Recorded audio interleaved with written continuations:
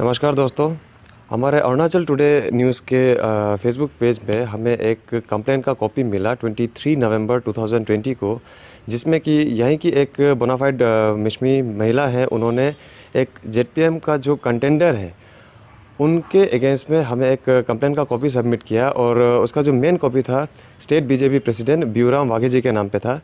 उस लेटर को हमने पढ़ा और उसमें पाया कि उस महिला ने स्टेट बीजेपी को अपील किया है कि क्या किसी एक्यूज़्ड को आप लोग टिकट देंगे, और साथ ही अपील किया है कि ऐसे किसी भी जो कंटेंडर्स है, जो एस्पिरेंट्स है, उनका टिकट को आप भली अच्छी तरह से उसको एग्ज़ामिन करने के बाद ही उसको टिकट दें। हमें फिर पता चला कि 25 नवंबर 2020 को उन्हीं महिला ने स्टेट बीजेपी प्रेसिडेंट को पूरा डिटेल में एक कंप्लेंट कॉपी सबमिट किया है, जिसका कॉपी इस हमारे न्यूज़ के पास भी है। सच्चाई इस केस का पूरा क्या है हम जानने के लिए पब्लिक प्रोसिक्यूटर ईस्टर्न श्री तापाक उली जी के ऑफिस में आए हैं अभी, और अभी हम उनसे ही इस केस का डिटेल जानने की कोशिश करेंगे। Good morning sir.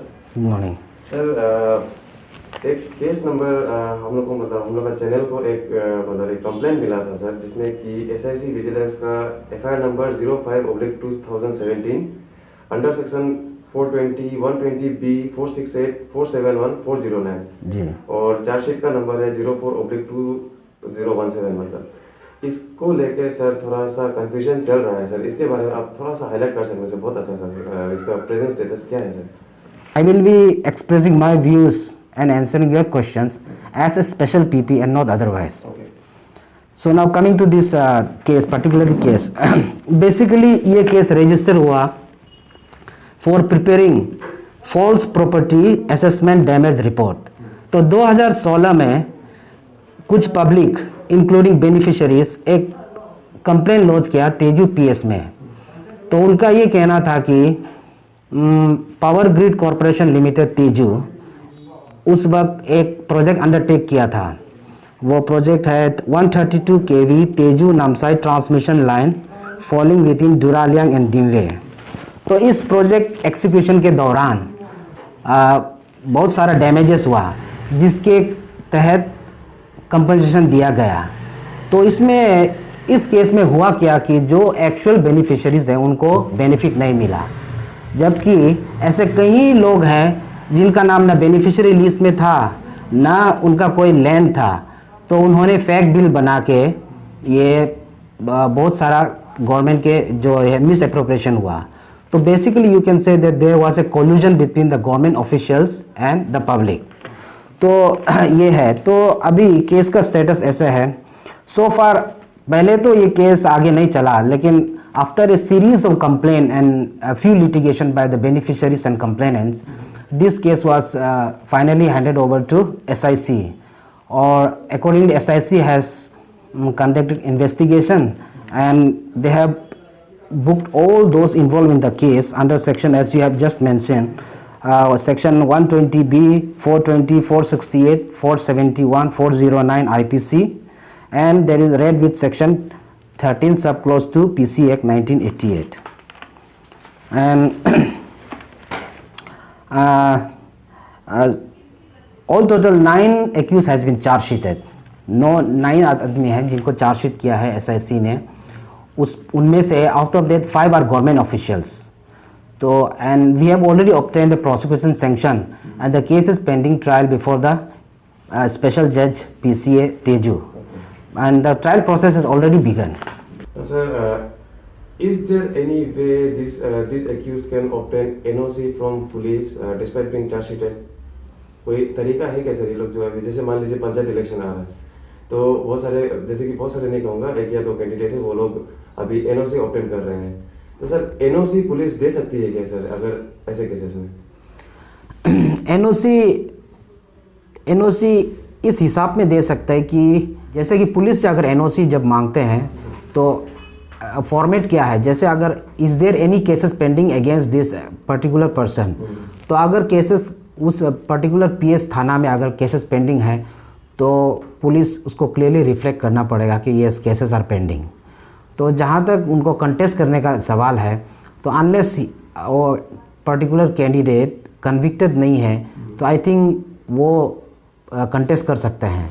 लेकिन एनओसी के मामला में तो वो पुलिस रिकॉर्ड दे के उनको बताना पड़ेगा कि केसेस पेंडिंग है कि नहीं, आई मीन रजिस्टर्ड है कि नहीं है। तो ऐसे तो एनओसी नहीं दे सकते हैं। सर हम जैसे कि देखते हैं ऐसे बहुत सारे केसेस है जो कि पेंडिंग पड़े रहते हैं, खास करके अब इस केस का रेफरेंस में मैं आपसे जानना चाहूँगा सर, इसका सर फ्यूचर क्या है, मतलब सर कब तक हियरिंग होगा, कब तक सेंटेंस होगा, या जो कुछ भी है सर उसके बारे में थोड़ा हमें जानकारी दीजिए सर। एक्चुअली आप सब जानते हैं कि ये पेंडेमिक हुआ है, तो इस पेंडेमिक के कारण ये ट्रायल हो नहीं पाया, लेकिन होपफुली जल्दी ये ट्रायल शुरू होगा और ट्रायल प्रोसेस तो शुरू भी हो गया। तो आपके ये चैनल के माध्यम से मैं तेजू के जितने भी निवासी हैं और कंप्लेनेंट एज वेल एज बेनिफिशियरीज़, उनको मैं ये बताना चाहूँगा कि ये ट्रायल डिले होने के कारण ना तो कोर्ट है, ना प्रोसिक्यूशन के साइड से कोई लैप्सेस के वजह से हो रहा है। तो ये पेंडेमिक के कारण से थोड़ा लेट हो गया, लेकिन मैं ये भरोसा दिलाता हूँ कि कोर्ट और प्रोसिक्यूशन पे आप लोग भरोसा रखिए, तो जल्दी ही ट्रायल शुरू होगा। अगर क्योंकि मैंने ये एंटायर रिकॉर्ड से, I have not gone to the entire records, but हम ये विश्वास करते हैं कि since this case was investigated by SIC, so I believe that it has been done meticulously without leaving any loopholes. तो अगर if that be so, I hope that court और prosecution मिल के ये जो एक्यूज है उनको कन्विक्शन कराएंगे। ये पब्लिक को मैं ये भरोसा दिलाता हूँ।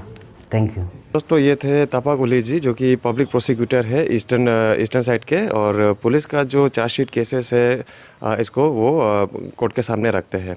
उन्होंने अच्छी तरह से बताया कि किसी के ऊपर में चार्जेस का लगना, एलिगेशन का लगना, एक्यूजेशन का लगना और केस चलना कोर्ट में, इसका ये मतलब कतई नहीं है कि वो आदमी NOC ऑब्टेन ना कर सके, बशर्ते कि पुलिस उसमें अच्छी तरह से मेंशन कर दे कि उनके NOC में मेंशन कर दे कि क्या क्या चार्जेस लगे हुए हैं।